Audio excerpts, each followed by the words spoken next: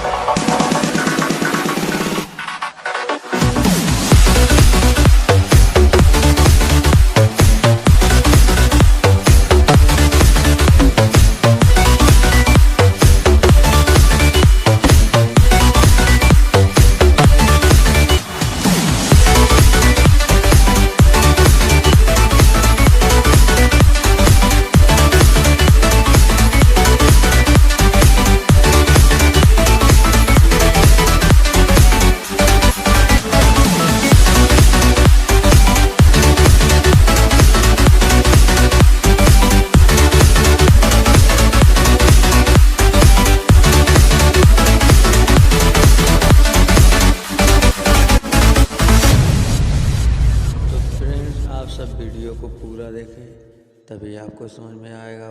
Friends हम वादा करते हैं आप सबको समझ में आ जाएगा जब आप वीडियो को पूरा देखेंगे तो।